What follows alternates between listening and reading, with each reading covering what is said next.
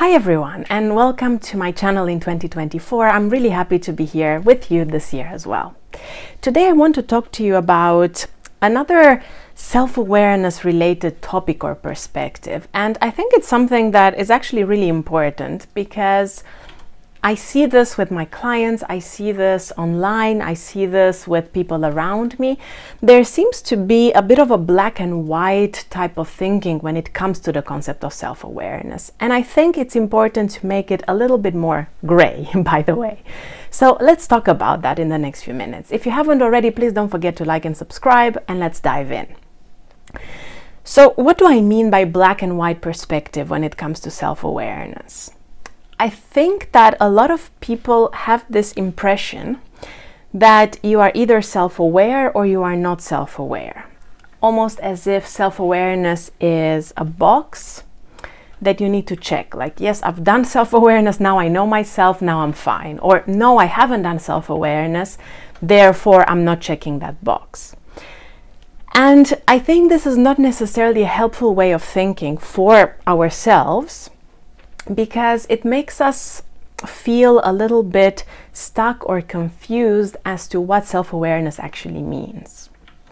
A few years back, when I started my training in psychodrama, one of my mentors told me that once you start your journey of self-awareness, you can never stop anymore. And as the years went by, I realized more and more how important this message was.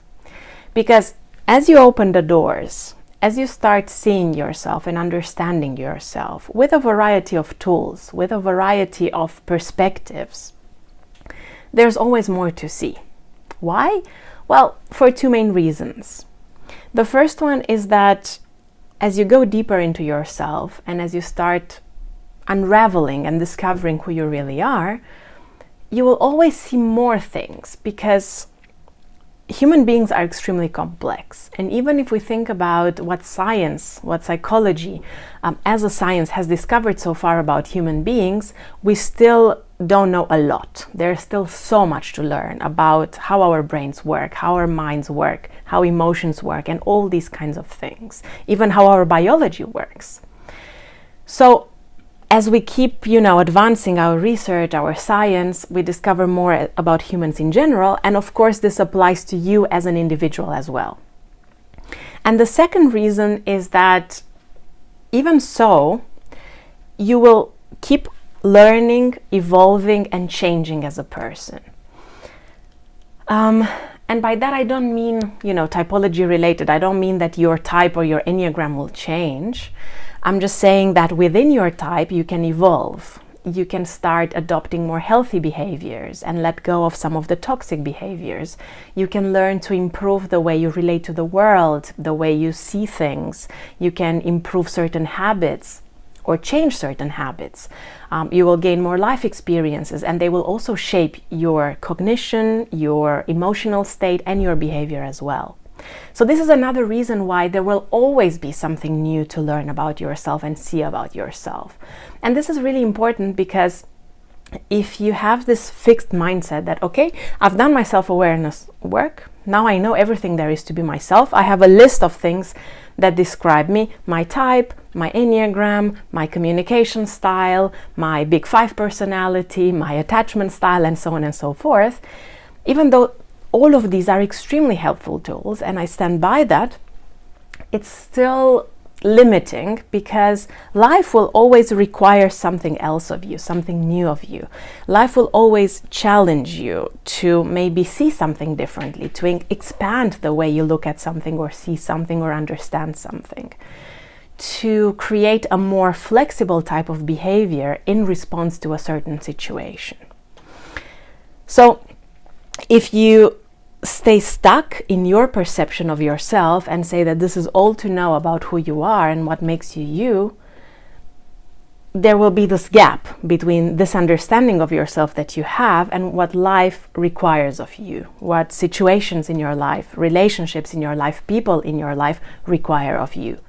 And by require of you, I mean things that you kind of need to mobilize, resources that you need to mobilize to respond to certain situations, challenges, and so on and so forth.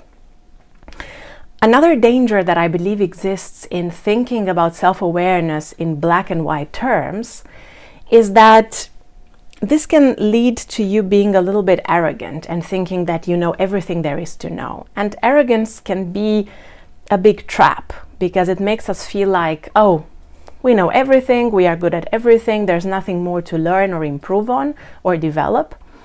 And this is a sure way to a lot of unhappiness, a lot of stress, a lot of problems in our relationships, because it's not true. You cannot know it all, no matter how much you learn. You know, there's that cliche saying that the more you learn and the more you discover, the more there is to learn and discover, the more you realize that there is to learn and discover.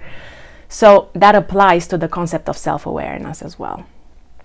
And another perspective that I think is important when it comes to developing this arrogance is that you will start feeling this stress and anxiety in the background. Why?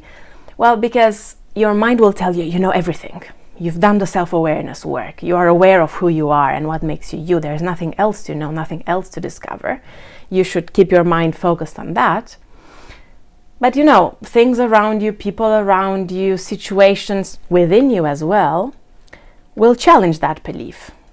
Will show you that perhaps that's not entirely true, and there's more to learn, and there's more to discover.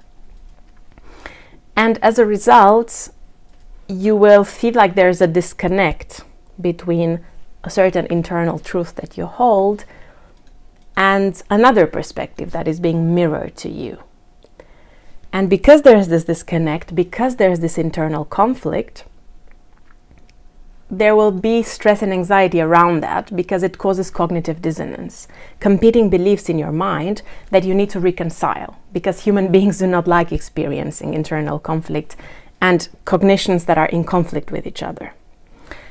So in order to avoid this cognitive dissonance and this internal conflict, you will do your best to kind of rationalize, intellectualize things so that you convince yourself that, oh, your belief is fine, you are right about yourself, you are right to believe that everything is black or white when it comes to your self-awareness journey. And with that, a lot of, you know, side effects in terms of stress and anxiety come around, because when we try to pretend, when we try to put on a certain image, when we lie to ourselves, a lot of resources and a lot of effort go into that. And that very much relates and brings stress and anxiety. Now, where does typology fall into all of this? I like to see self-awareness as a very, very big umbrella. And this umbrella consists of many types of tools. It can refer to your psychological type and your cognitive functions, the preferred ones. It can refer to your Enneagram type in its totality. It can refer to your preferred communication style from different perspectives, your attachment style, specific behaviors that you tend to do quite often. Self-awareness also talks about emotions that we feel at different points in time and what triggers those emotions. Self-awareness can also tap into our pasts and look at our trauma, our upbringing and previous experiences and how they shaped who we are today. Self-awareness is also about our vision for the future and our goals associated with that vision. It's also about understanding our values and our mission in life. There's so much falling into the umbrella of self-awareness. Typology and personality types or theories are wonderful ways to access that, to start doing some of the work.